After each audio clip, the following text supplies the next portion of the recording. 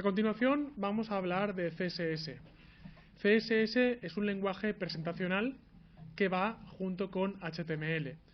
HTML se encarga de proveer, por tanto, la estructura y el contenido, pero no de proveer la presentación. Esto lo podemos ver bastante claramente en lo que tenemos desarrollado hasta ahora.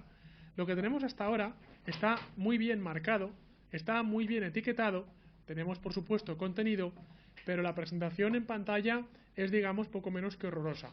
Cualquier cosa con el Word en 5 minutos queda mejor presentado que lo que tenemos hasta ahora. Esto es porque hasta ahora no nos hemos preocupado en absoluto de la presentación. Ahora nos vamos a preocupar de la presentación. En HTML, la presentación del contenido están completamente separados. La presentación se da con CSS, el contenido se hace con HTML. Y esto al principio cuesta bastante de digerir por parte de aquel usuario que empieza con estos lenguajes. Y el usuario echa de menos el por qué no está todo en un lenguaje. Más adelante veréis que esto tiene ventajas. Una de las ventajas, por citar solo una de muchas, teniendo en cuenta que el nombre de CSS es Cascading Style Sheets, hojas de estilo en cascada, es que un estilo externo se puede ocupar de estilizar cientos de páginas de un sitio web. Esto quiere decir que todo está centralizado en un solo archivo. Si el día de mañana quieres cambiar una propiedad, por ejemplo una familia de fuente, tú lo cambias una sola vez y se aplica en cascada a los cientos de páginas que tengas en tu sitio web. Esto quiere decir, por tanto, más complicación al principio al segregar la presentación del contenido, pero al final tiene, ya lo veréis, claras ventajas. Por tanto, si al principio os cuesta un poco, no ya entender cómo funciona, sino entender por qué está separado, tener un poco de paciencia y veréis cómo más adelante entendéis por qué. Recordamos que lo habíamos puesto el otro día, pero lo voy a borrar y lo voy a volver a escribir, que para poner CSS, una de las 3 maneras de poner CSS era crear una etiqueta llamada style dentro de la cabeza. Voy a borrar la que hice el otro día y la voy a volver a escribir. Hay 3 maneras de escribir estilo CSS. La primera de las maneras es en línea, escribir estilo CSS directamente dentro de una etiqueta. La segunda, que es con la que vamos a empezar, es CSS interno. CSS aislado, pero dentro de una hoja HTML. La tercera manera es CSS externo. CSS metido en un archivo estilo.css fuera del archivo HTML. Ahora, para empezar, ya que es la manera más fácil de aprender, vamos a estar trabajando con CSS interno. Por tanto, me estoy asegurando de que estoy situado dentro de la etiqueta head. Me hago un hueco. ¿A qué altura? Técnicamente me da igual. Simplemente, por costumbre, suelo poner el título lo más arriba posible, las etiquetas meta a continuación y al final, tanto el script en JavaScript y el estilo. Pero, digamos, no hay una obligación de hacerlo así. Para crear un estilo CSS, tengo que crear una etiqueta style que se abre y se cierra. Y tal y como decía el otro día, y lo vuelvo a repetir, la etiqueta style en principio automáticamente determina que el estilo es CSS, porque sabéis que es que no hay otro tipo de estilo. Pero sin embargo, es una buena costumbre poner que el tipo es texto/CSS. Es un poco repetir, pero no está de más. La sintaxis de CSS es incluso más sencilla que la sintaxis de HTML. Pero también os digo que el lenguaje CSS es menos permisivo en cuanto a fallos que el lenguaje HTML. Lo que voy a poner a continuación en la pantalla es pseudocódigo, es decir, una mezcla de código y lenguaje humano. Todo el CSS está escrito en base a cachos de información. Lo primero que escribiremos será un selector.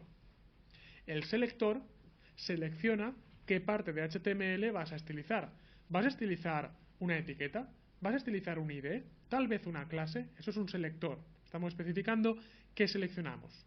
A continuación, escribimos llaves. Dentro de las llaves irá el grupo de parámetros que aplicamos sobre ese selector. Un selector podría ser un body, podría ser un artículo, podría ser un section, un div, muchas veces.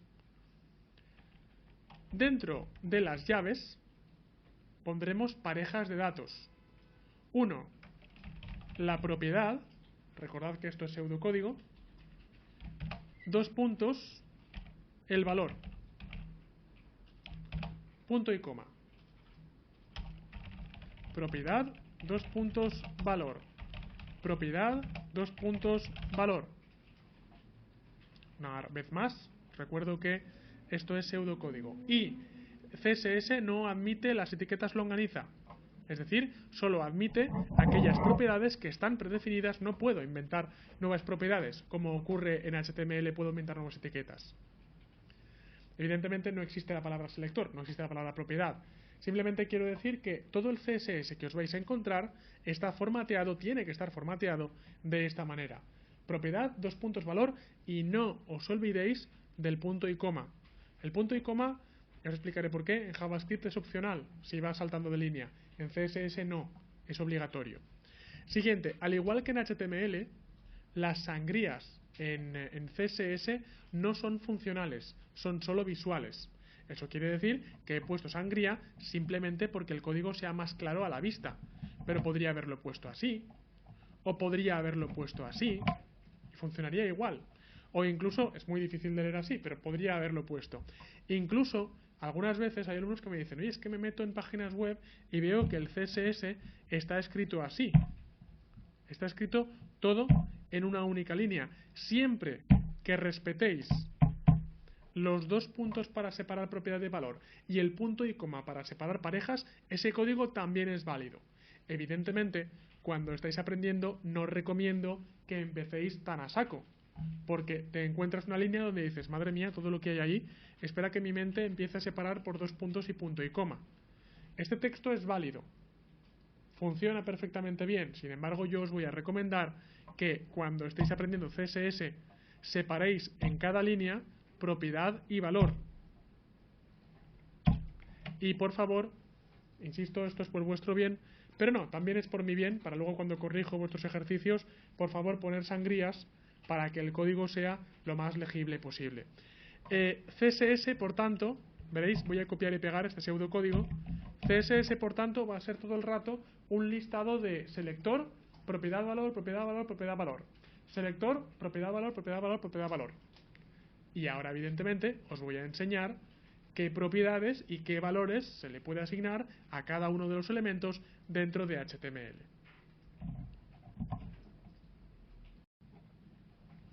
Lo que he escrito aquí, hasta ahora, como recordáis que os lo decía antes, es pseudocódigo. Es simplemente una muestra en lenguaje humano para ver cómo será la estructura de lo que escribamos. A continuación, voy a crear mi primera propiedad para un selector en CSS. Voy a modificar la estructura del body. La manera más sencilla de llamar a un elemento es mediante el nombre de la etiqueta. Si yo aquí, atención todos a la pantalla, si yo aquí tengo una etiqueta body y quiero estilizar el body, lo único que tengo que hacer para seleccionar, selector, para llamar a esa etiqueta body es simplemente poner la palabra body. Ahora luego veremos que, pero insisto, ahora luego lo repito, que para id se pone almohadilla y para clase se pone punto. Pero cuando quiero llamar a una etiqueta no se pone nada, simplemente el nombre de la etiqueta. A continuación voy a guardar y recargar simplemente para ver qué tengo hasta ahora. Muy bien, este es el resultado. A continuación, os acordáis, pongo llaves, no corchetes, sino llaves. Y visualmente me hago un poco de espacio dentro de ese body para escribir cosas. A partir de ahora voy a empezar a escribir, como recordaréis, parejas de propiedades y valores. Y vamos a empezar a aprender qué propiedades podemos usar dentro de CSS. Lo primero que voy a hacer es empezar a hablar de colores. Y para eso empezaré trabajando con el background. Yo le digo background y el programa sabe que voy a trabajar con el fondo. ¿Con el fondo de quién? Con el fondo de quien yo haya seleccionado, que en este caso es el body completo. Recordad, background, una vez más, yo no me he inventado background, sino que background es una propiedad ya establecida en CSS. Yo siempre digo que todos estos idiomas, todos estos lenguajes de programación están en inglés, hay que aprender un poquito de inglés, pero esto nos conviene. ¿Por qué nos conviene? ¿Por qué está bien aprender a programar desde el punto de vista de un español? Por una cosa muy sencilla. Cuando veáis que yo pongo algo en inglés, Es que no me lo puedo inventar, es que es así. Cuando veáis que pongo algo en castellano es que me lo puedo inventar. ¿Vale? Si aprendes programación en inglés no sabes realmente qué es inventado y qué es parte del lenguaje. Background. 2 puntos. Hay diferentes maneras de poner colores dentro de CSS y dentro de HTML. La primera, y la más primitiva de todas, es llamar directamente al nombre del color. Gray. Background, gray. CSS es muy sencillo de leer si sabes un poquito de inglés. En el body voy a hacer que su fondo sea gris. Si yo guardo y recargo, automáticamente comprobaréis cómo el fondo se ha vuelto de color gris. Voy a probar otros colores a ver qué pasa. Si yo pongo, por ejemplo, red, guardo, recargo, comprobáis cómo el color, sí, ya lo sé, pega cantazo, incluso te veo a ti que te está pegando ahí al lado, ¿verdad? Bien, red, evidentemente nunca pondría rojo, porque el estándar no lo reconoce. Green, guardo y recargo verde. La pregunta muchas veces es, muy bien, red, green, me imagino que blue también, parece que gray, pero ¿por qué tú te sabes los nombres de los colores? ¿Qué nombres puedes poner y qué nombres no puedes poner? No sé. Voy a poner, por ejemplo, beige. ¿Beige lo pillará? Beige. A ver si lo pilla. Sí, lo ha pillado. No sé si os dais cuenta, como se nota poco, pero lo ha pillado. Ostras, ¿qué nombres se pueden poner? ¿Qué nombres no se pueden poner? Una de las novedades de CSS3 es que admite muchos más nombres de color de lo que admitía CSS2. CSS2 admitía 16 nombres de color. En cambio, CSS3 admite, creo que son 127 nombres de color. ¿Dónde los suelo consultar yo? De memoria, evidentemente, no me lo sé. Entonces, yo para consultarlos suelo ir, mirad a esta página, suelo ir a W3 Schools, me meto en la parte de CSS3, me meto dentro de colores por nombre, CSS3 Color Names, y veo que ahora mismo 147, perdón, no eran 127, eran 147. Aquí tenéis la lista con sus nombres de los 147 colores que admite CSS3. Por tanto, veo que, por ejemplo, está admitido el nombre Aqua o el nombre Alice Blue. Así que me vuelvo al código y pongo nombre Alice Blue. Es interesante que respete las mayúsculas y las minúsculas exactamente igual que las pone el programa. Así que pongo Alice Blue, guardo y recargo, y aunque es un poco diferente con respecto al blanco, pero desde luego no es blanco, es un azul bastante clarito. Por eso, si queréis poner colores con nombre, lo que tenéis que hacer es consultar esta lista y poner, eso sí, el nombre exactamente igual que lo ponga aquí.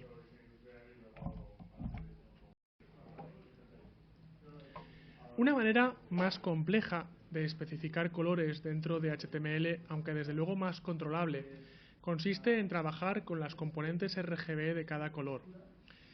Hay varios métodos de especificar los colores, donde por ejemplo tenemos RGB para colores luz, es decir, el sistema aditivo de color.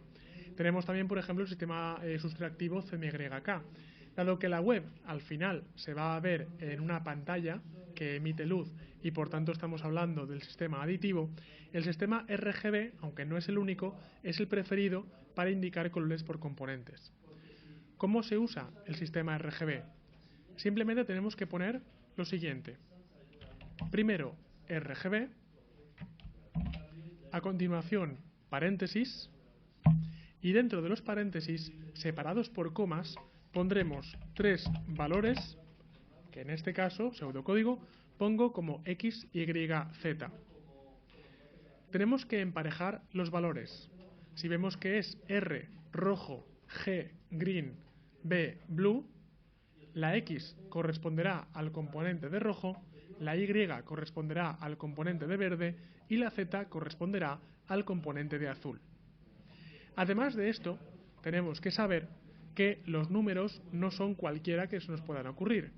Los números para cada uno de los canales rojo, verde y azul van desde el número 0 hasta el número 255. donde 0 es la ausencia de color y 255 es el valor máximo para ese canal de color. Vamos a hacer una demostración. El color negro corresponde a la ausencia completa de color. Por tanto, si hablamos de ausencia de color, estaremos hablando de poner 0,0,0, lo que equivale a decir 0 en el rojo, 0 en el verde, 0 en el azul. Si yo ahora guardo y recargo, comprobaré cómo el fondo se ha convertido completamente a color negro. Vamos a continuar trabajando con las componentes RGB, donde recordáis que os decía, y ahora luego os digo por qué 255, este número tan mágico, algo encierra, que los componentes van desde 0 hasta 255. Negro es ausencia de luz, por tanto habíamos puesto 000. Si yo quiero blanco, que es toda la luz, ¿qué componentes tendría que poner? ¿Qué números tendría que poner? Recordad que vamos de 0 a 255, tendría que poner 255,255,255, lo cual equivale a decir que tengo el valor máximo en cada uno de los tres canales RGB. Si ahora guardo y recargo, podréis comprobar cómo el fondo de la pantalla se ha vuelto de color blanco. Vamos a hacer un par de combinaciones de las sencillas. Ahora quiero que el color de fondo sea rojo. Si el color de fondo tiene que ser rojo y yo recuerdo que la primera componente precisamente es el color rojo, yo le digo, de rojo quiero todo, de verde no quiero nada y de azul no quiero nada. Guardo, recargo y como podréis comprobar, el fondo se ha vuelto de color rojo. Lo mismo evidentemente me serviría para trabajar con el color verde y con el color azul.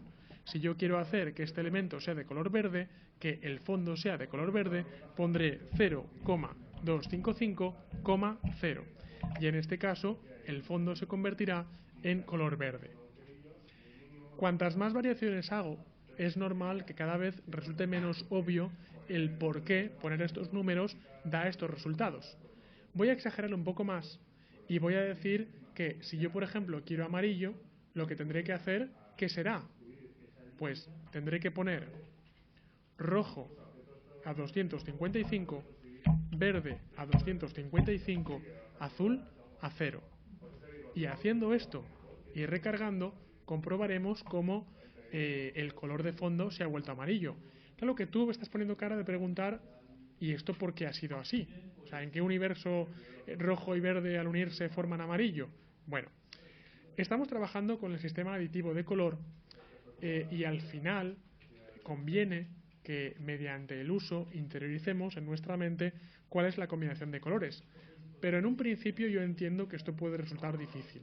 Por tanto, una buena manera de empezar a practicar de manera práctica y agradable una especie de juego cómo combinar colores y qué componentes RGB corresponden a cada color es usar un color picker.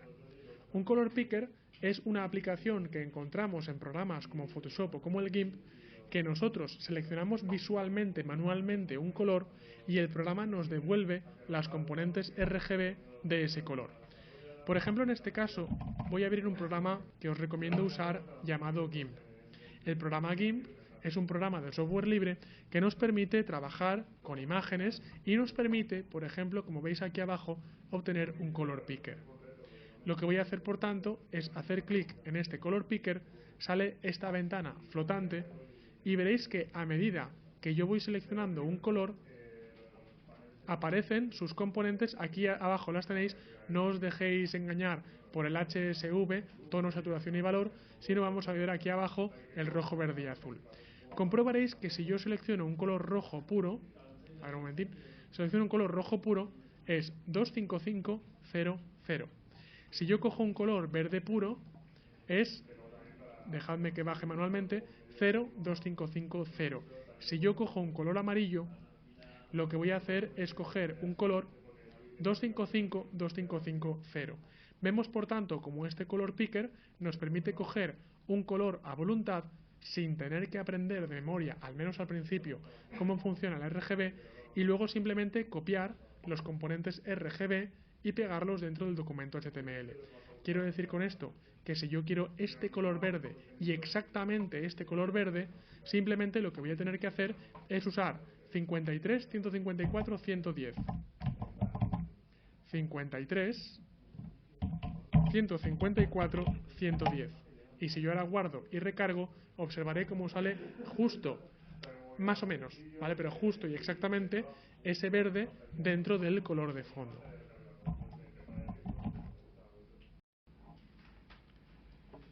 En primer lugar, voy a mostrar y voy a dejar grabada una demostración de cómo es posible que tres colores básicos, tres colores primarios, como son el rojo, el verde y el azul, nos den al final todo el rango de color. Y para esto, lo ideal sería contar con tres linternas de color, pero voy a simular estas tres linternas de diferentes colores mediante Blender, que es un programa 3D que me va a permitir mostrar de una manera bastante clara el efecto que quiero mostrar.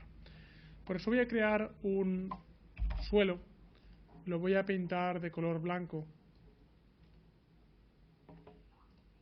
y voy a usar un motor de render que existe dentro de la última versión de Blender llamado Cycles, que me permite simular de una manera bastante realista y a la vez bastante sencilla cómo es el fotorrealismo, cómo se comporta la luz en el mundo real. Bien, tenemos por aquí, por tanto, nuestro plano. Y lo que voy a hacer a continuación es apagar un poco la luz. Voy a volver a cambiar a Cycles. Vale. Y ahora voy a crear una luz. Por tanto, vengo aquí, añado una lámpara de tipo spot y como veo ahí empieza a aparecer el cono correspondiente a la luz que impacta en el suelo. Si la luz evidentemente es blanca, en este caso es blanca sin demasiada intensidad, voy a añadirle más intensidad, el resultado dentro del suelo es blanco. Si una luz blanca incide en un suelo blanco, el resultado que veo es blanco. Si una luz roja incide sobre un resultado blanco, sobre un suelo blanco, el resultado que veo, por tanto, es blanco, es rojo, perdón. Bien, pues voy a duplicar esta luz y voy a hacer que la segunda luz con la que voy a trabajar sea verde. Y lo primero que empiezo a observar, si me fijo en la fusión, esto insisto, lo estoy simulando por ordenador, pero simplemente para ahorrarme el tiempo y el esfuerzo de hacerlo de manera, entre comillas, real.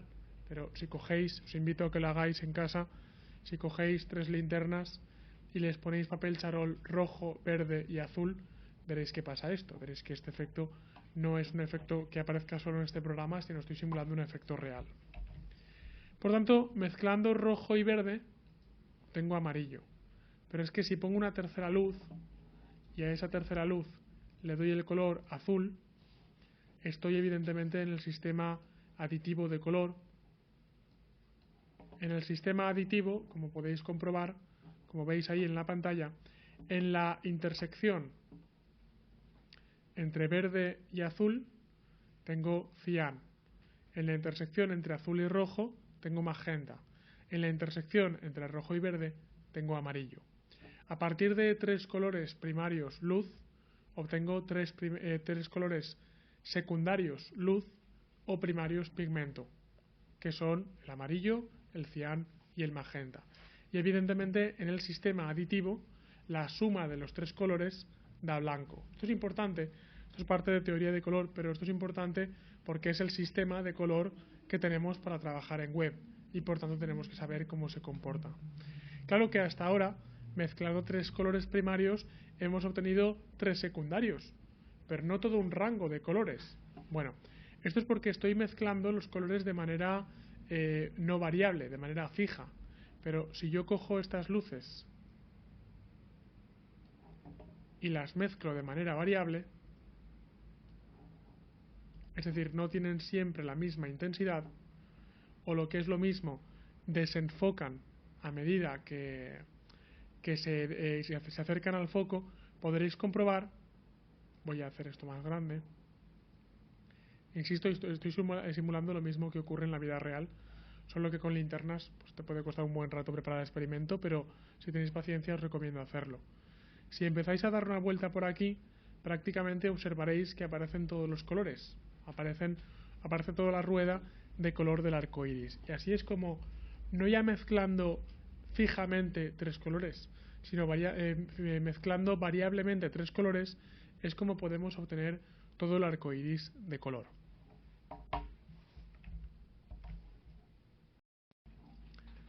Tal y como hemos visto anteriormente, voy a recargar el último archivo con el que estuve trabajando ayer, en el cual había especificado que el background, el fondo, estaba hecho a partir de los colores rojo, verde, azul, donde el primer valor equivalía al rojo, el segundo valor equivalía al verde, el tercer valor equivalía al azul. Pero anteriormente dije que cada uno de estos tres valores podía ir desde 0 a 255. ¿Qué tiene de especial el número 255? O mejor dicho, ¿qué tiene de especial el número 256? Lo que tiene de especial es que es una potencia de 2.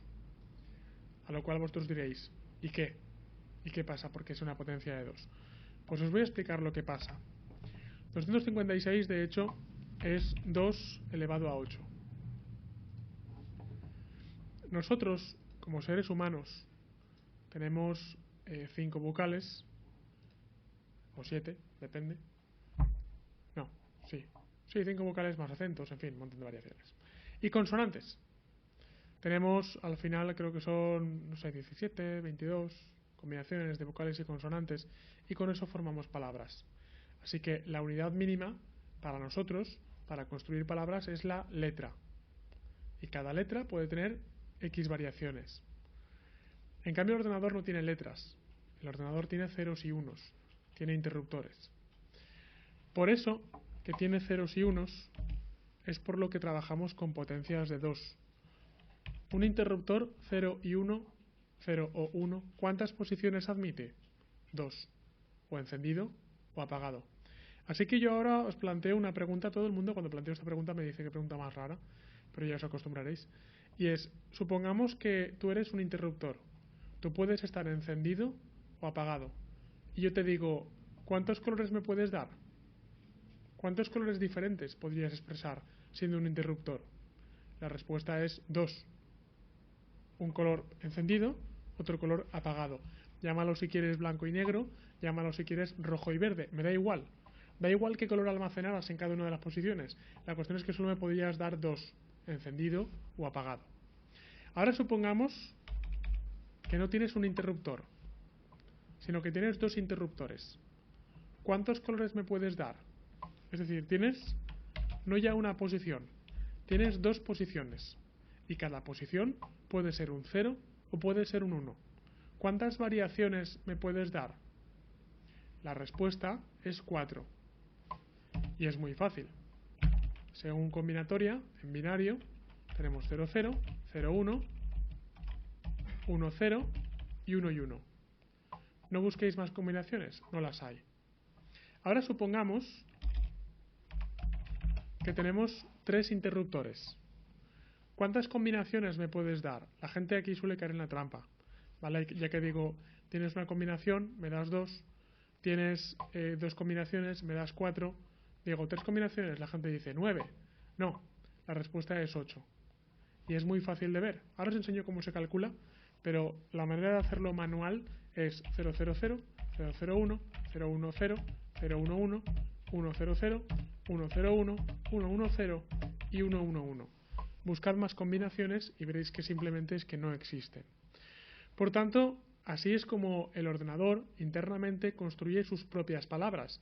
Tú tienes vocales y consonantes, el ordenador no las tiene. El ordenador tiene unos y ceros.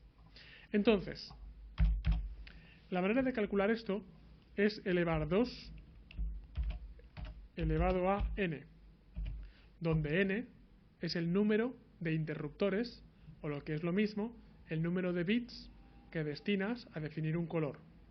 Si yo elevo 2 a la 1, me sale 2.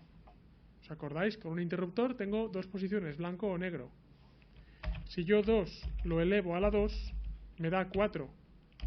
Si yo 2 lo elevo a la 3, no me da 9, me da 8. 2 por 2, 4, por 2, 8. Por tanto, 256 es un número bastante especial porque equivale a elevar 2 a la 8. Coged una calculadora, elevad 2 a la 8 y veréis que da 256. ¿Por qué es esto así? Esto es así simplemente porque el ordenador está reservando 8 bits para cada canal de la imagen. Por tanto, a partir de ahora, cuando lleguéis a Photoshop, al GIMP o a cualquier otro programa que os grabe imágenes y el programa os diga, ¿quieres guardar una imagen de 8 bits, de 16 bits o de 32 bits? Ya no se estará hablando en chino, sino que ya sabéis perfectamente qué cantidad de bits corresponde a qué cantidad de colores. Cuando el programa me diga que está guardando imágenes de 8 bits por canal, y son 3 canales, rojo, verde y azul, 8 por 3, 24. Así que, ¿cuánto es 2 elevado a la 24? Es lógico que no lo sepáis, pero dentro de poco os lo aprenderéis de memoria. 2 elevado a 24 es igual a 16,7 millones de colores. Ese número sonará, lo habéis visto por ahí alguna vez en el monitor y todo eso. 2 elevado a 24 es igual a 16,7 millones de colores. Cuando el programa os dice, cuando Photoshop os dice, si queréis guardar un PNG de 16 bits, 16 por 3 canales es igual a 48, 2 elevado a 48 es igual a 281 trillones de colores. 281 trillones de colores. Cuando el programa, esto es menos frecuente, pero cuantos más años pasen, más normal se volverá. Cuando el programa os pregunta si queréis guardar 32 bits de color por cada canal, 32 por 3 canales es igual a 96, 2 elevado a la 96, no es que no me sepa el número, es que no sé decirlo. 2 elevado a 96 es todo eso. Si alguien sabe decir ese número, por favor que salte y que lo diga. ¿Vale? En definitiva, como veis, el programa al final trabaja con bits y esos bits simplemente nos dicen la cantidad de colores con la que vamos a trabajar. Al final, por tanto, que los números vayan de 0 a 255 no es casual. Simplemente implica que el programa, implica que cualquier navegador está reservando 8 bits, o lo que es lo mismo, 256 niveles por cada canal para definir el color. Es importante conocer este dato, porque normalmente la gente suele preguntar, ¿cuántos colores puedo realmente hacer con HTML, con CSS? No son infinitos. Si cada canal tiene de 0 a 255, es evidente que si cada canal está limitado, el número final está limitado. ¿Cómo calcularlo? Pues es tan sencillo como elevar 2 a la 24, que es igual a 16,7 millones de colores, o lo que es lo mismo, podéis calcularlo como queráis, coger 256 niveles y elevarlo al cubo, que te da exactamente el mismo número, evidentemente. ¿Por qué 256 y no 255? Es que son 256 niveles de color. Por tanto, aunque el número acabe en 255, el 0 también cuenta como un nivel de color. Por tanto, son 256 niveles diferentes de color. Por tanto, al final, la conclusión es que con HTML y CSS no se puede hacer un número ilimitado de colores. Se pueden hacer 16,7 millones de colores. ¿Esto es mucho o es poco? Digamos que es suficiente. Hay gente en el mundo, sobre todo gente en el mundo, y tampoco nos cuesta encontrar mucho a esta gente. Hay gente de nuestro entorno que trabaja en diseño gráfico, que trabaja en fotografía o que trabaja en corrección de color, que tienen una vista entrenada y son capaces de ver más colores que ese número. Pero el resto de la gente de la calle, es capaz de ver bastantes menos colores que ese número. Por tanto, por eso digo que es un número suficiente. Podría ser mayor, pero el caso es que es el número que tenemos para trabajar colores en la web. Además, una cosa que a mí me gusta bastante y como veréis más adelante yo uso bastante Una cosa que me gusta de HTML5 y CSS3 es que han tenido la buena idea de incluir un sistema alternativo de color que es el RGBA. El sistema de color RGBA reserva un cuarto canal A para el alfa, la transparencia. Formular colores en RGBA es prácticamente igual que formularlos en RGB. Simplemente lo que tengo que hacer es añadir una letra más después de la B y evidentemente si estoy declarando que voy a utilizar 4 colores, tengo que aquí introducir 4 colores. Pero una cosa, atención, cuidado, los colores RG y B van desde 0 hasta 255, pero el color alfa va desde 0 hasta 1, donde 0 es completamente transparente y 1 es completamente opaco. Si yo pongo 0, ¿os acordáis ayer que tenía estos últimos parámetros que puse correspondían a un color verde que seleccioné con el color picker del GIMP? Entonces, si yo ahora recargo esta página, voy a localizarla, voy a volcarla. 0 es transparente. Y transparente quiere decir que no se ve nada. Por tanto, yo aquí tenía unos parámetros que correspondían a un color verde clarito, pero no estoy viendo nada en la pantalla, porque en alfa le he dicho que es 0. Es completamente transparente. Si yo pongo un número 1, 1 es opaco, lo cual quiere decir que no es nada transparente, lo cual quiere decir que se ve mucho. Si ahora recargo, tengo ese color verde que elegí ayer. Y por supuesto, entre 0 y 1 puedo coger un número prácticamente ilimitado de tonos intermedios.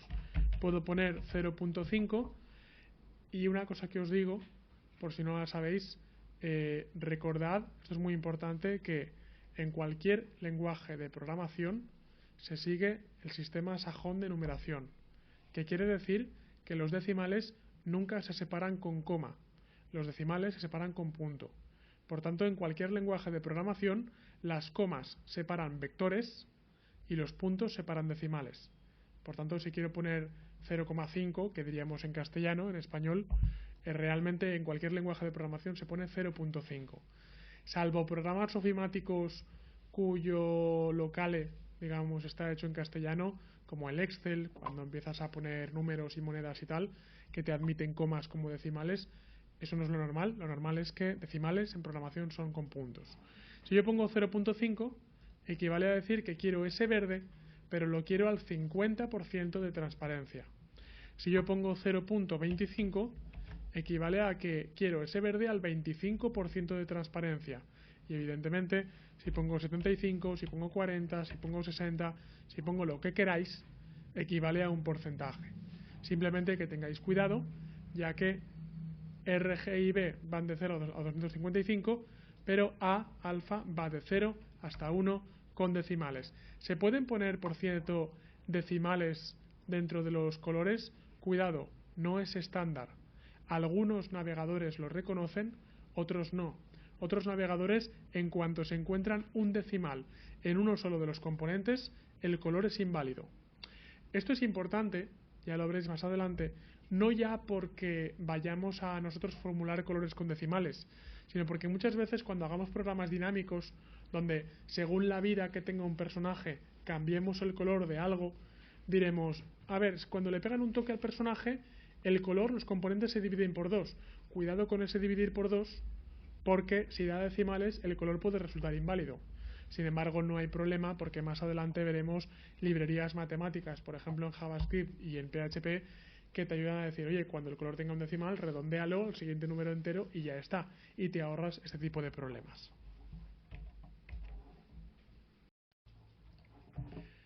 Otra manera bastante primitiva y que prácticamente nos recomiendo para trabajar colores tanto en los fondos como en los frentes dentro de CSS es el color hexadecimal.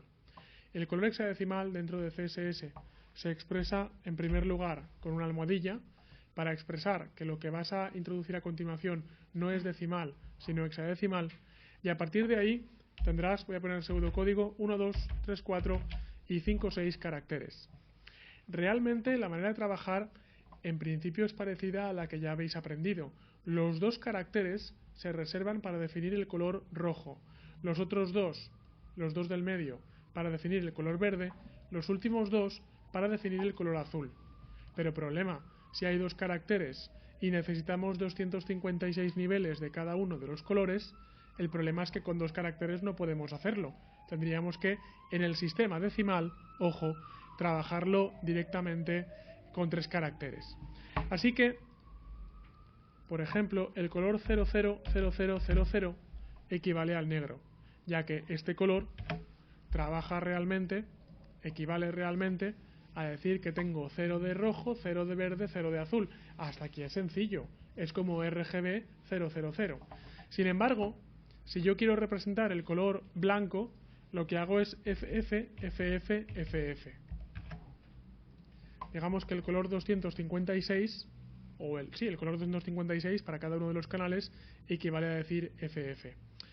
Hay una tabla con la que tampoco os quiero machacar mucho, porque ciertamente está desfasado realizar la conversión de cabeza de decimal a hexadecimal cuando ya está el sistema decimal dentro de CSS, que te ayuda a comprender cómo puedes convertir de decimal a hexadecimal. Pero prefiero mucho más que trabajéis, como os decía el otro día, con el color picker. Por eso voy a abrir otra vez el GIMP, que era el programa este que usábamos el otro día para trabajar en web. Y lo que os voy a recomendar es que, si no por pragmatismo, pero sí por curiosidad, porque no le encuentro nada práctico el trabajar, a menos que me digáis retrocompatibilidad con navegadores antiquísimos, pero si no es por eso, no veo ninguna ventaja en trabajar así. Así que simplemente que sepáis que cada color tiene su correspondiente en hexadecimal. Esto que veis aquí, notación HTML, es el hexadecimal correspondiente a cada color. Una manera de verlo, fijaos, para que veáis cómo evoluciona el color, es que si yo voy subiendo, solo coged los dos primeros dígitos. Veréis que tengo 01, 06, 08 y luego, en lugar de tener 09, tengo 0A, 0B, 0C, 0D. Cuando se me acaba el color, cuando llego a la F, empiezo con 1,0. Así hasta el 1,8. Cuando se me acaba el 8, 1A, 1B, 1C y así. ¿Qué lógica tiene? Diréis. Es como realmente preguntaros ¿qué lógica tiene que el reloj trabaje con 60 segundos? ¿Por qué no son 100? Pues mira, porque es el sistema sexagesimal. ¿Qué le voy a hacer? ¿Vale? Por tanto, simplemente haceros la idea que es otro sistema que no es el sistema decimal. Insisto una vez más, por tanto, que habiéndoos enseñado el sistema decimal mediante los colores RGB, es el que os recomiendo usar. Sin embargo, también quería enseñaros esto simplemente para que cuando abráis una web que no habéis hecho vosotros y veáis una almohadilla y de repente unas letras raras, digáis, ¿esto qué es? ¿Vale? Que sepáis de dónde sale y que sepáis incluso que si queréis saber ese color qué es, lo cogéis, lo copiáis, lo pegáis en el GIMP y automáticamente os traduce de qué color estáis hablando. No solo podemos poner colores sólidos de fondo de nuestras páginas web, sino que también podemos poner imágenes. Recordamos que en este proyecto anteriormente cogimos las imágenes de muestra de Windows y las dejamos por ahí cerca. Así que os recuerdo, por si no las tenéis, es un buen momento para ponerlas, que dentro de este proyecto hice una carpeta llamada imágenes y copié y pegué las imágenes clásicas de Windows 7. Aunque insisto, me da igual, serviría cualquier imagen JPG, PNG o GIF. Más adelante hablaré de formatos de imagen, cuáles podemos usar y cuáles no.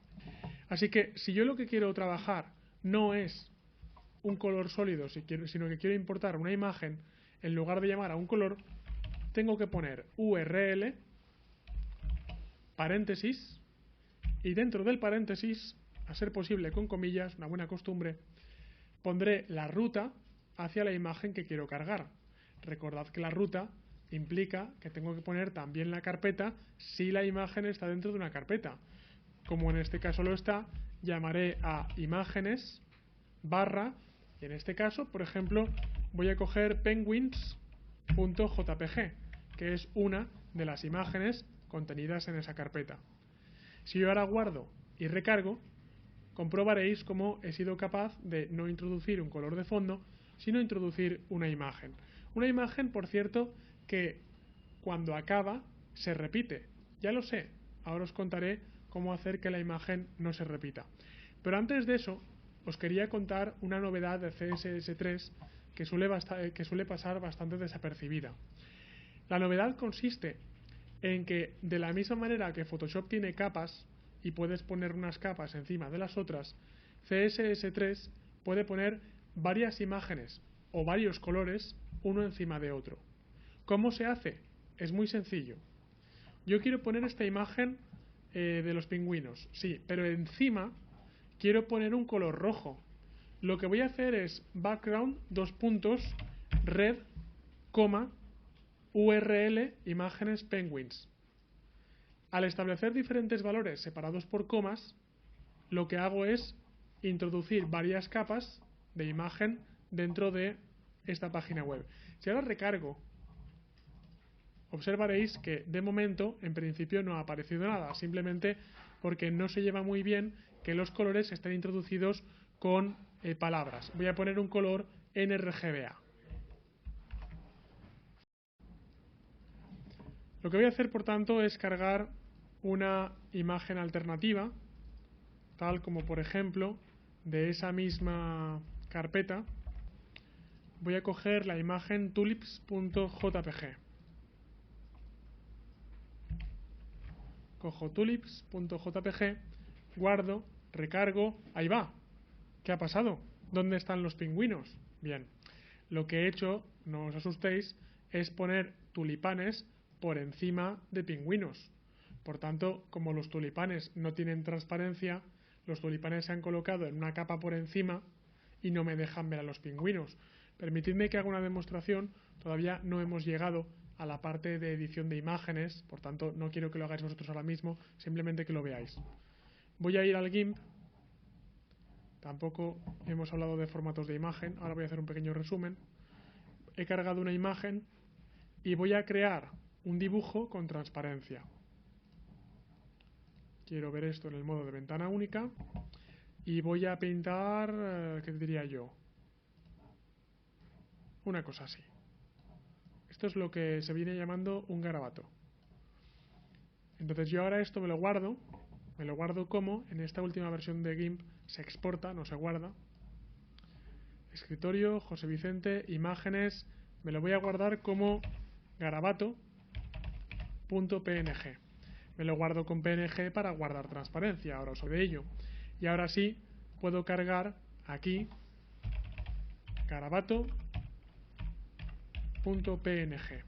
Guardo, recargo y observaréis que tengo los pingüinos de fondo y el horrible garabato que he hecho en el GIMP de frente.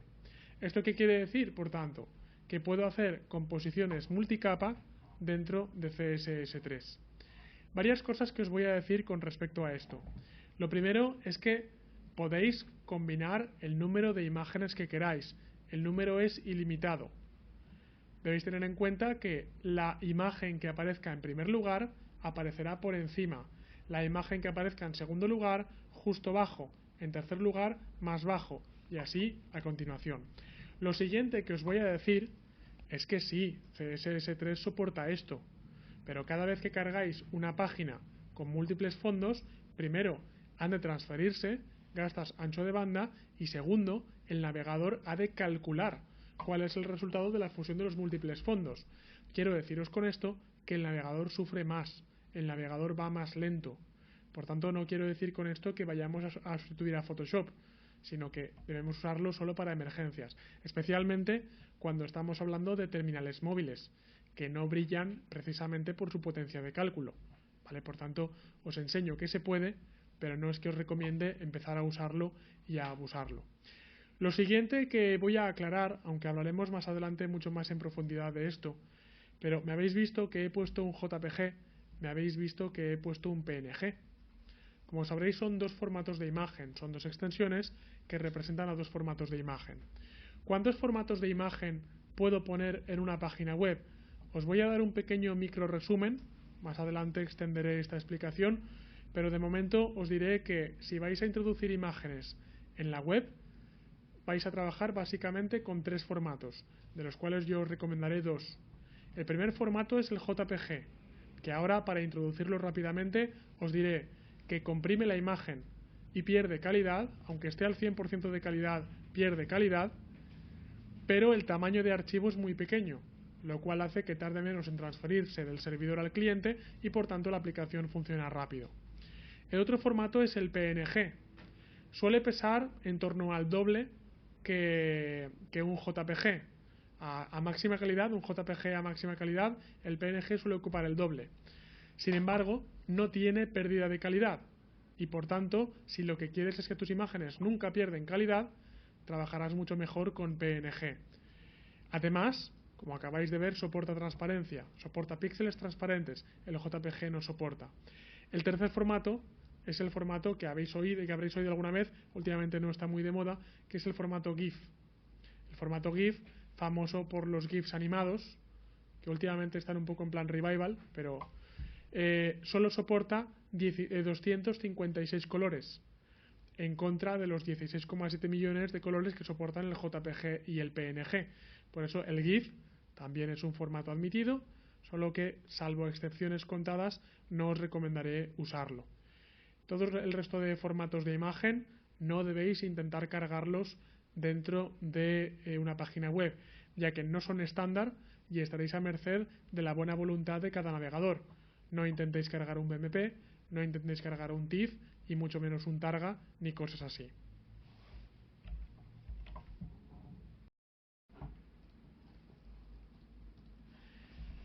El color no solo sirve para el fondo. Me he puesto a explicar color con el fondo, pero evidentemente también se puede aplicar para otras muchas cosas. En esta sección de lecciones quería hablar dos cosas, primero del fondo y luego del frente. Voy a dejar el color de fondo, si me permitís, en green, que es un color bastante agradable. Aquí está el color verde, background, green. Si el color de fondo es background, ¿cuál es el color de frente? No es foreground, es color. Es una de esas cosas que tiene CSS que nos explican, pero mira, cuando yo lo que quiero es cambiar el color del texto de fondo, pongo color y a continuación un color siguiendo exactamente las mismas reglas que os he explicado para trabajar el color de fondo. Es decir, podéis coger colores en nombre, podéis coger colores RGB, RGBA, colores hexadecimales o incluso otros sistemas de color que no os he enseñado. ¿Cómo? ¿Que no nos han enseñado otros que están y no os lo quieres decir? Ahora os enseño. Ahora os voy a enseñar y diréis, no me sirve para nada, pero os voy a enseñar. Bueno, os quería decir antes de eso, color. Voy a elegir, por ejemplo, el color blue. En este caso, background green, color blue, es fondo verde, frente azul. Guardo, recargo y podréis comprobar, sí, ya lo sé, un alto contraste, podréis comprobar cómo la letra se ha vuelto de color azul. Evidentemente pongo yellow, pongo todo lo que queráis y tengo aquí ya más colores. ¡Ey! Pero se ha convertido el texto, pero no se ha convertido los hiperenlaces, que siguen siendo de color azul. Es más, el hiperenlace que ya antes había marcado, en el que antes había pinchado, no es azul, es morado. Ahora os hablaré de esto. Esto es el estilo por defecto de la mayoría de navegadores para hiperenlaces. No es que me guste, a nadie le gusta, pero hay que reconocer que es usable. Y ahora de paso empezaré a hablar un poco de usabilidad. Bueno, ya que estamos aquí, os hablo de los otros dos sistemas de color que acepta CSS3 y HTML5. Os los voy a enseñar simplemente para que sepáis que existen. Sin embargo, yo no encuentro particular utilidad a estos sistemas. El primer sistema es HSV, que es Hue, Saturation y Value. En lugar de RGB es Hue, Saturation y Value. Sin que os deis cuenta, igual ya habéis trabajado con este sistema. Mirad, fijaos que cuando yo cojo un color, ese mismo color que se representa con RGB también se puede representar con HSV. ¿Qué es HSV? HSV, la H es Hue, Hue. En castellano es tono, es el tono de color saturado. No nos dice si es claro, si es oscuro, simplemente nos dice el color. A continuación, la saturación, donde va de color saturado a color no saturado, a color desaturado. Y el valor, que va desde el color saturado hacia el tono negro. Digamos que hay mucha gente que suele definir, tampoco es que sea muy incorrecto, la saturación como la blancura y el valor como la negrura. Es otra manera de verlo. El caso es que si cojo este color verde, fijaos que lo pongo 140, 82, 46, pongo 140,82,46, espero que el navegador sea compatible con... y... no sé si me... no, en este caso este navegador parece que todavía no está preparado. No, hay algunos navegadores que ya implementan el estándar HSV, pero en este caso todavía no. Pero simplemente eso, que sé que algunos navegadores os permiten trabajar directamente con este sistema HSV. ¿Ventajas? Yo creo que ninguna, pero simplemente quería que lo supierais.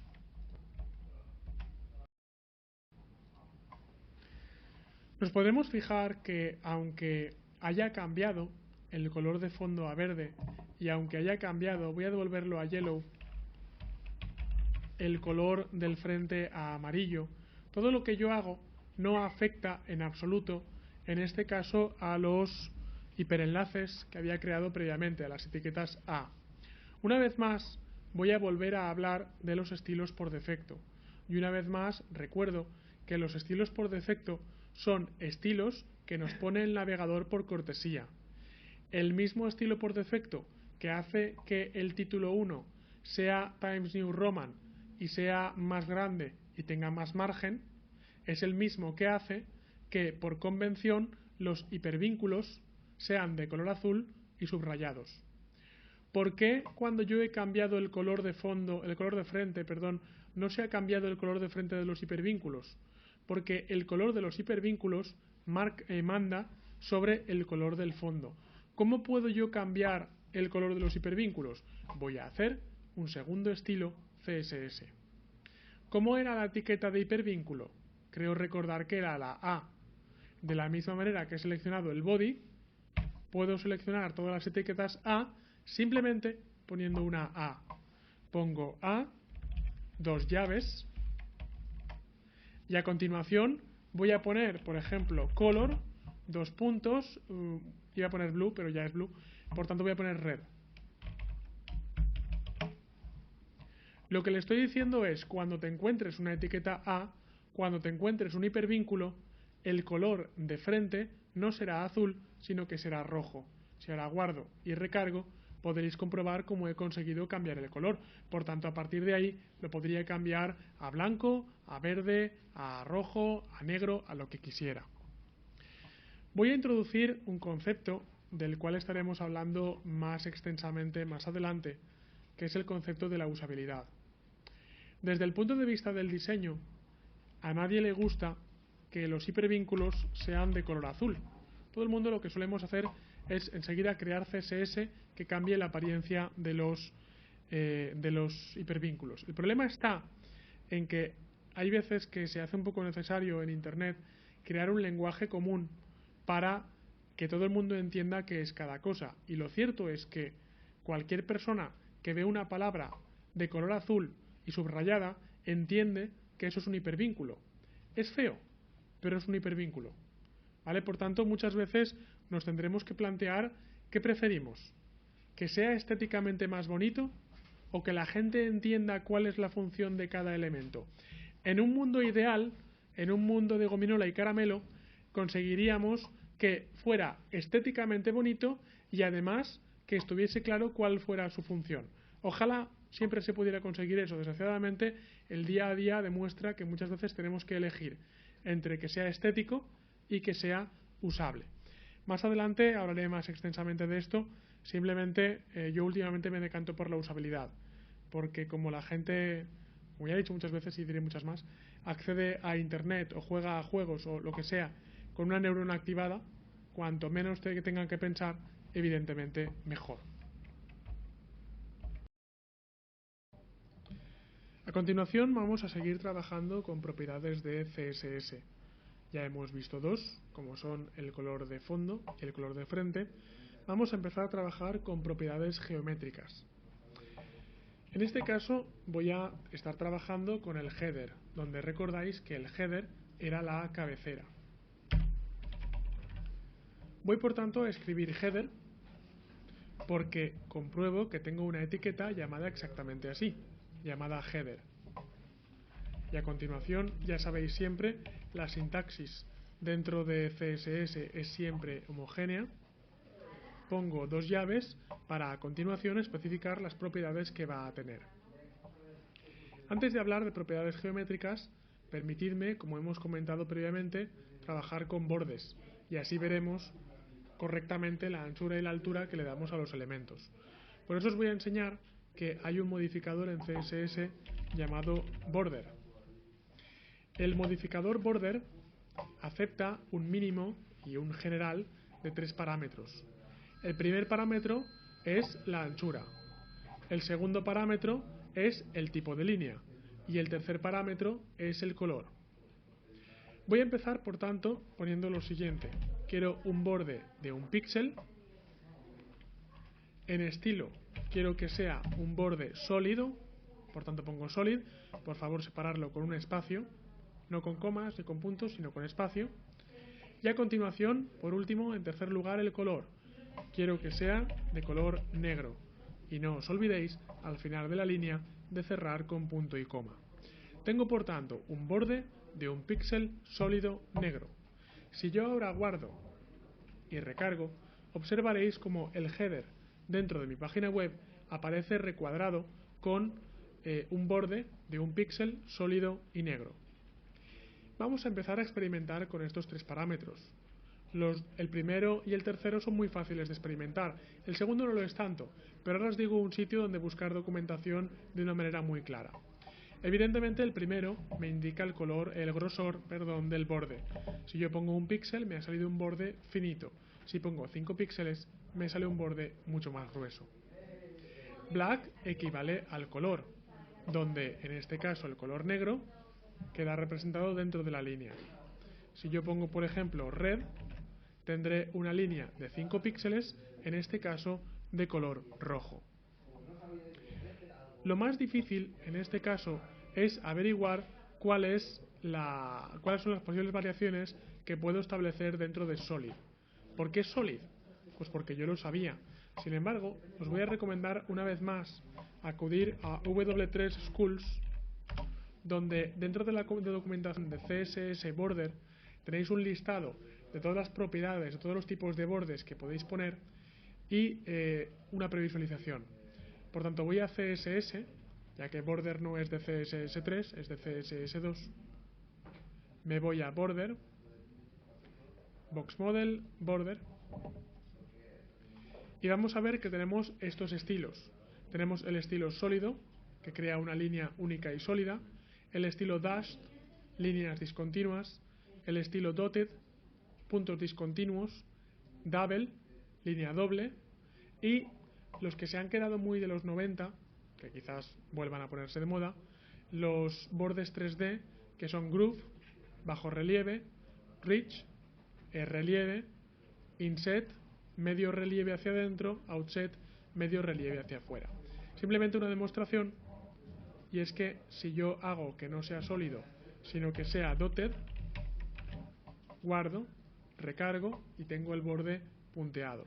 Si yo le digo que sea dashed, el borde en ese caso aparecerá a líneas discontinuas, evidentemente con todas aquellas variaciones que acabamos de ver en la página de referencia de W3 Schools.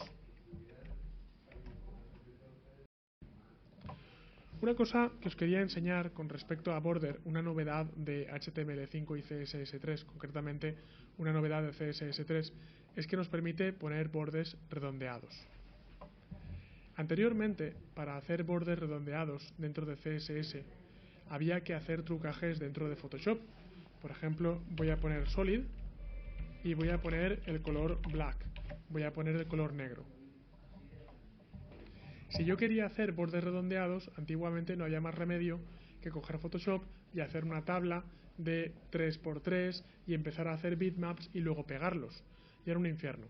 Sin embargo, ahora, simplemente, si lo que quiero hacer es hacer bordes redondeados, pongo border-radius y puedo trabajar o bien con 1, o bien con 2, o bien con 4 parámetros. Si yo pongo, por ejemplo, 5 píxeles, por supuesto punto y coma al finalizar, lo que hace es aplicarme un radio de empalme de 5 píxeles en cada una de las 4 esquinas. Voy a poner 25 píxeles para que se vea mejor el efecto. La mayoría de las veces este modificador CSS se usa así. Sin embargo, hay otras veces en las que nos interesa tener un radio diferente de empalme en cada una de las esquinas. En ese caso, yo puedo poner directamente 4 parámetros. Estos 4 parámetros representan las 4 esquinas de una caja CSS de la siguiente manera. El primer parámetro es la esquina superior izquierda, y a partir de ahí iré evolucionando según el sentido de las agujas del reloj, de tal forma que esta será la esquina número 2, esta será la número 3 y esta por último será la número 4. Demostración. Voy a hacer un border radius de 0 píxeles, 10 píxeles, 30 píxeles, 50 píxeles. Comprobaréis al actualizar que esta esquina no tiene radio, 0 píxeles, esta esquina tiene un radio pequeño, 10 píxeles, esta esquina tiene un radio algo mayor, 30 píxeles, y esta esquina tiene un radio bastante grande, 50 píxeles. Por tanto, con esta sencilla propiedad, vale que también es cierto que el borde redondeado últimamente está dejando ya de estar de moda, pero con esta propiedad, si quieres hacer bordes redondeados, te costará mucho menos que hacer tablas y hacer Photoshop. A continuación hay dos propiedades geométricas que os quiero enseñar, que son los dos márgenes. Los dos márgenes con los que vamos a estar trabajando. Básicamente hay dos márgenes, el margen interior y el margen exterior. Interior y exterior se refiere a márgenes a partir de esta línea, a partir de este border. Por eso os he enseñado el border en primer lugar. Cuando tengo un margen que empuja desde el border hacia afuera, ese parámetro se llama margin. En cambio, cuando quiero un margen que empuje desde el borde hacia adentro, ese margen se llama padding. Voy a empezar trabajando con el padding. Por eso voy a poner padding, recordar con 2 Ds, y a continuación un número. Voy a poner, por ejemplo, 20 píxeles. Si yo ahora guardo y recargo, atención todos que la J y la F están pegadas al borde, guardo y recargo y ahora la J y la F están separadas 20 píxeles del borde. No solo ha puesto un margen de 20 píxeles aquí, también lo ha puesto arriba, abajo y a la derecha. Cuando trabajo con márgenes, también puedo elegir trabajar con un solo parámetro o trabajar con 4 parámetros. En este caso, el primer parámetro representa al borde superior, el segundo al borde derecho, el tercero al borde inferior y el cuarto al borde izquierdo. Una vez más, empezamos por arriba y vamos barriendo en el sentido de las agujas del reloj. El segundo margen que os quiero enseñar es el margen exterior. Y se escribe directamente margin, 2 puntos, y voy a poner en este caso, por ejemplo, 30 píxeles. Acordaos de cerrar cada una de las líneas con un punto y coma. Si ahora guardo y recargo, observaréis que hay un margen que separa la línea con respecto del exterior. Por tanto, cuando hemos puesto un margin, lo que he hecho es separar desde la línea hacia afuera, mientras que cuando he puesto un padding, lo que he hecho es separar desde la línea hacia adentro.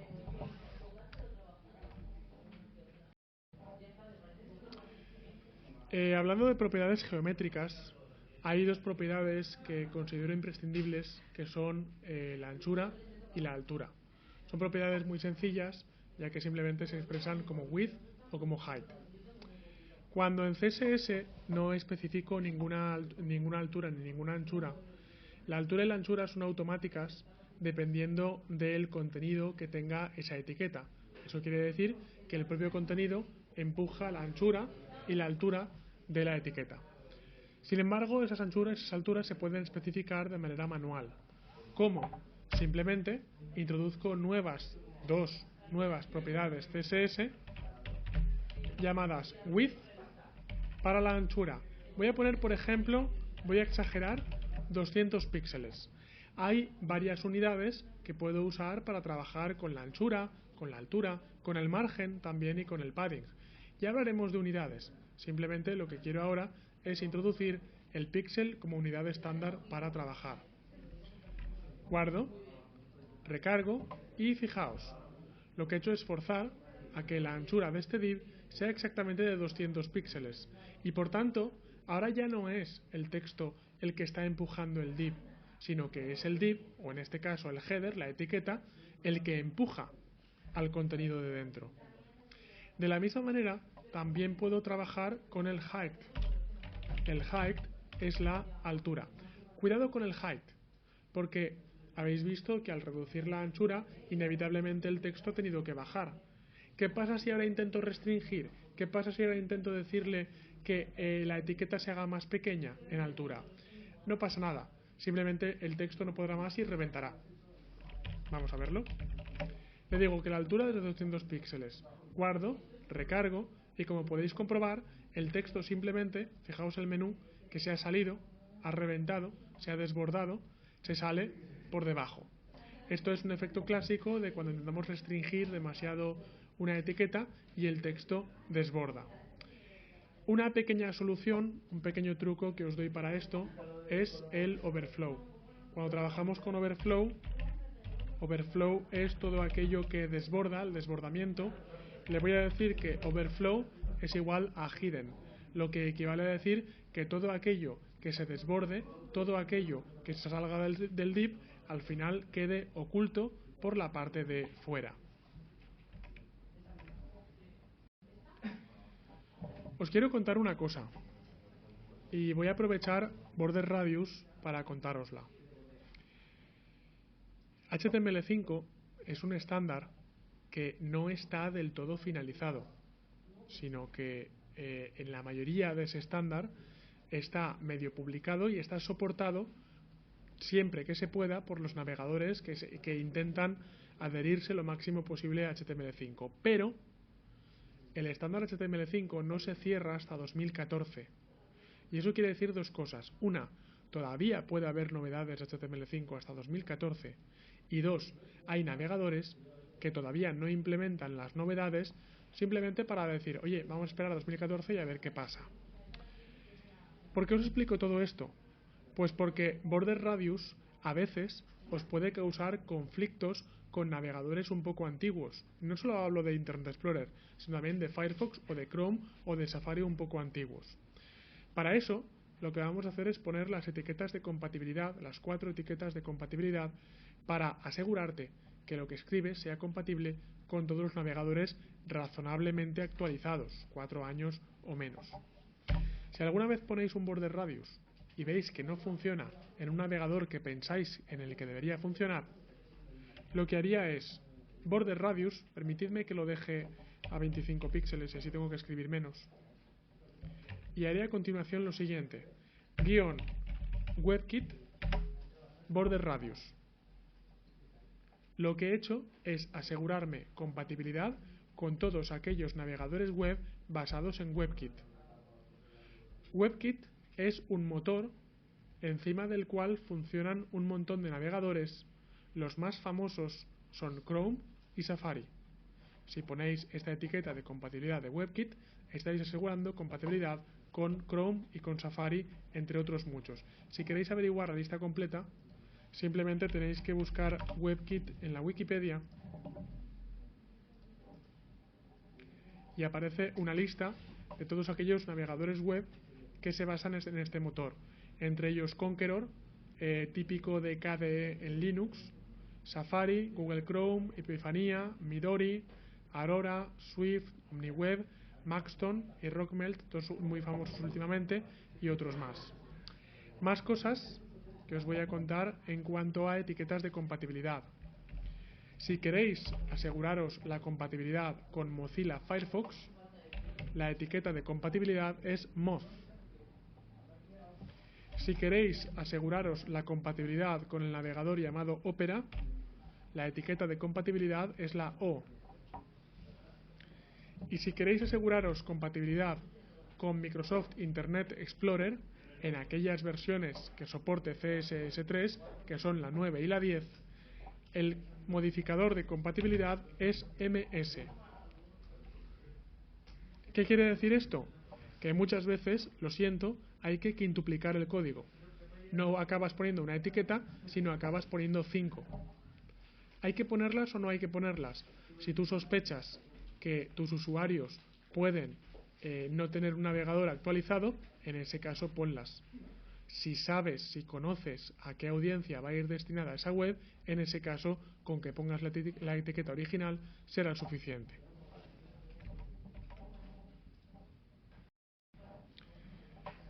En este ejercicio voy a explicar la propiedad de flotación de HTML a través de CSS. Y para ello voy a trabajar dentro de un archivo completamente nuevo, completamente independiente, y ahora luego aplico todo lo que hagamos a esta página web, que visualmente no está quedando demasiado bien, ¿verdad? Está quedando un poco cutre. Ahora lo cambiamos esto. Voy a crear un nuevo archivo HTML. Lo voy a llamar flotación. Flotación.html. El archivo flotación.html lo voy a cargar dentro del navegador. Y a este archivo le voy a dar el siguiente contenido. Voy a crear un head. Voy a crear un body. Si queréis no hace falta que escribáis, simplemente con que miréis a la pantalla quiero que veáis el efecto.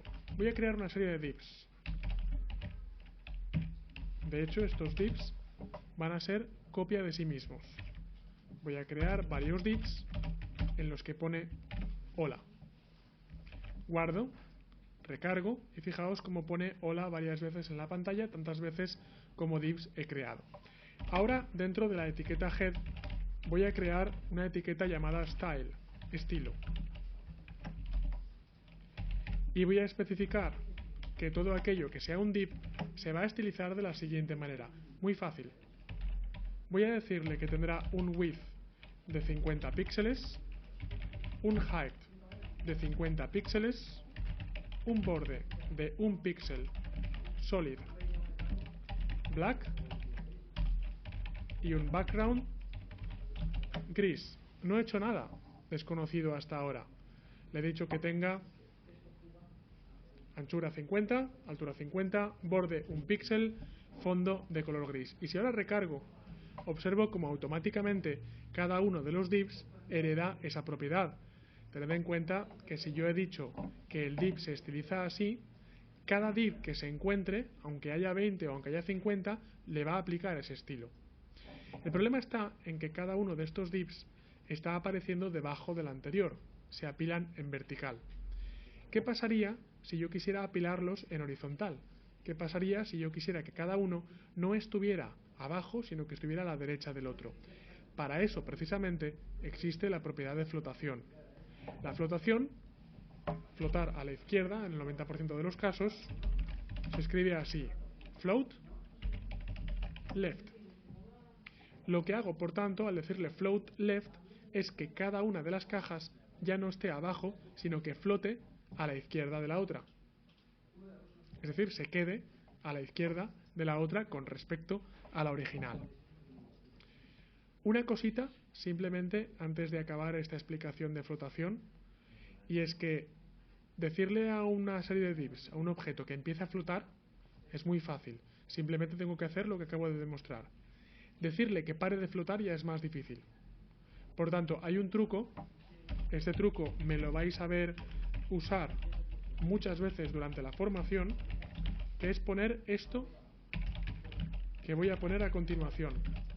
Esta línea que acabo de poner, div estilo es igual a clear both, quiere decir deja de flotar. Quiere decir, estaba flotando, pues deja de flotar. Por tanto, aquí he empezado a flotar, aquí puedo controlar que pare de flotar. Ya de paso, utilizo este truco para explicaros una cosa que todavía no os he explicado, y es qué es el CSS en línea. Ayer os comenté que hay 3 tipos de CSS. CSS en línea, CSS interno, CSS externo. Hasta ahora hemos visto el CSS interno, que es este de aquí. Esto que acabáis de ver es un poco raro, porque es como un estilo, pero también es como una propiedad de HTML. Lo cierto es que es las dos cosas. Es una propiedad de HTML que a la vez es un estilo. ¿Cuál es la diferencia entre aplicar un estilo interno o aplicar un estilo en línea? La diferencia es muy sencilla. Cuando yo aplico un estilo interno, estoy aplicando estas propiedades a todos aquellos divs que me encuentre a partir de ahora. Sin embargo, cuando yo aplico un estilo en línea, lo que estoy haciendo es aplicar esta propiedad únicamente a este div. No a este div, no a este div, ni a este tampoco, ni a este, sino solo a este div. Por tanto, por defecto, de momento, vamos a continuar trabajando con CSS interno, pero de vez en cuando nos interesará trabajar de esta manera con CSS en línea.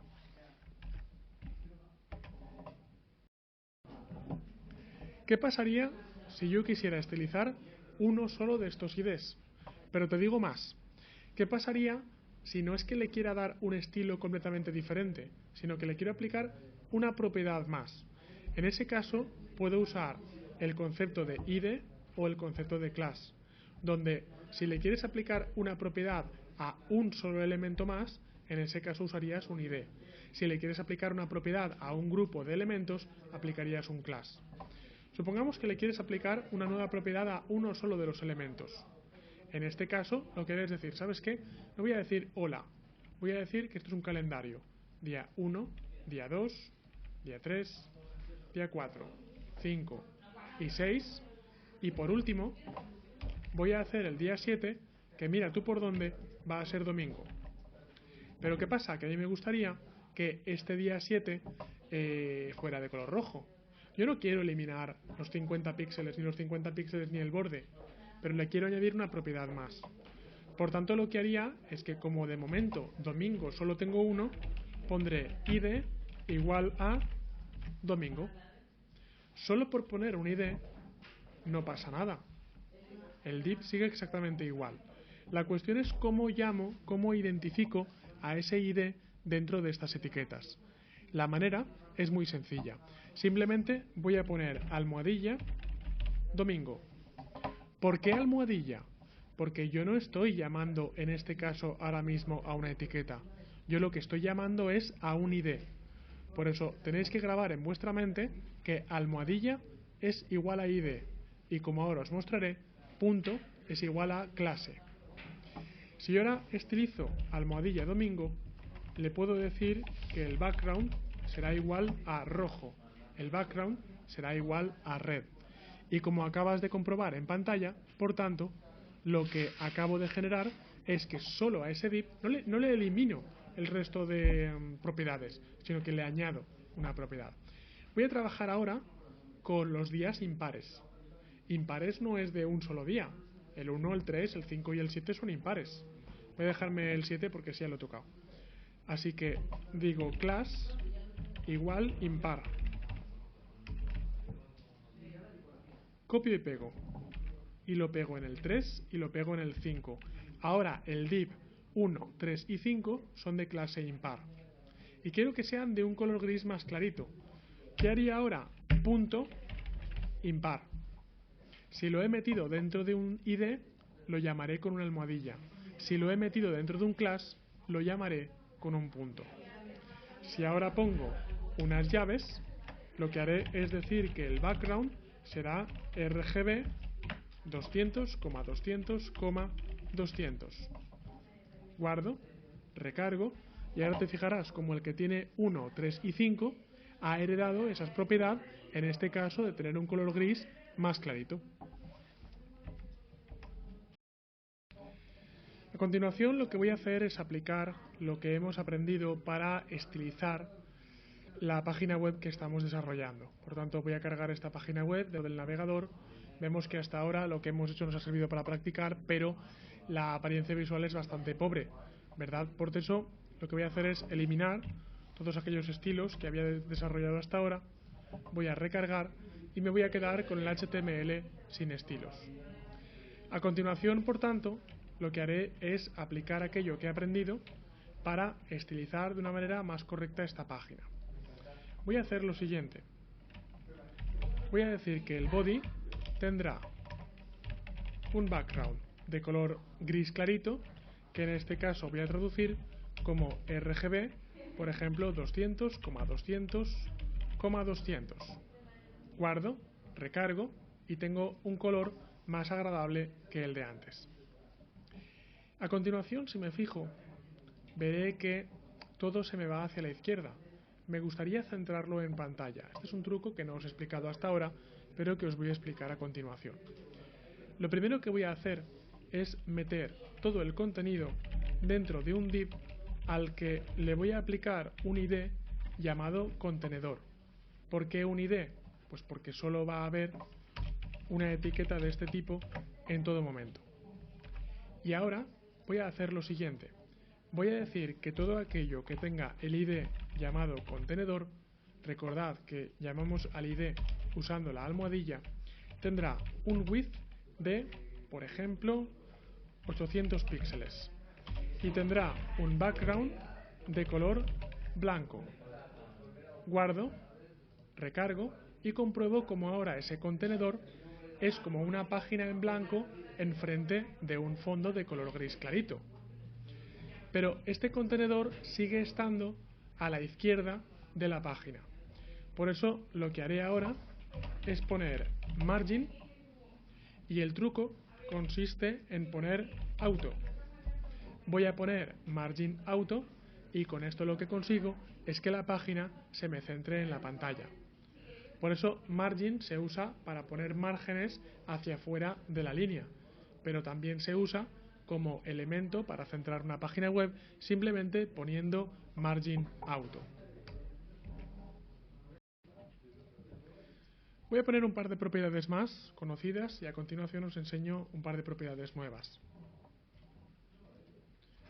Yo veo que el texto está demasiado pegado al borde de la página o al borde del contenedor de esta página web. Recordamos que la herramienta que me permite hacer márgenes interiores, bordes interiores, es el padding. Por eso lo que voy a hacer es poner un padding de 20 píxeles que me permitirá que exista un margen mucho más bonito desde el borde de la página hacia adentro. Otra cosa que voy a hacer es eliminar la fuente por defecto que hay en este navegador. En este navegador y en cualquier otro navegador, cuando yo no especifico una fuente, la fuente por defecto es Times New Roman. Me puede gustar o me puede no gustar. En este caso no me gusta particularmente. Vamos a ver una no nueva etiqueta, no es nueva de CSS, pero es nueva para nosotros, que es la etiqueta Font Family. La etiqueta Font Family me permite elegir la familia de fuente tipográfica que voy a usar. Así que voy a escribir font-family y a continuación el nombre de la fuente. De momento voy a escribir Arial y más adelante os contaré qué tipos de fuentes podemos usar. Pero quiero deciros que si pongo Arial comprobaréis cómo la fuente tipográfica ha cambiado de Times New Roman, que es la fuente por defecto, a la letra de tipo Arial. Y otra novedad que os quiero contar, esta sí que es novedad de CSS 3, es la que nos permite hacer que un contenedor, una caja, una etiqueta, sea capaz de proyectar sombras. Esta es otra de esas cosas que previamente había que hacer mediante Photoshop y que ahora por suerte se puede hacer con una única línea de CSS. ¿Cómo es esta propiedad? Simplemente tenemos que poner box-shadow. Ponemos box-shadow y ponemos de momento 0 píxeles, 10 píxeles, 25 píxeles, black. Si ahora guardo y recargo, comprobaréis como al poner esta etiqueta lo que hago es arrojar una sombra directamente desde la caja, dando la sensación de volumen, dando la sensación de que realmente ese div está por delante del fondo y proyecta y arroja un poco de sombra.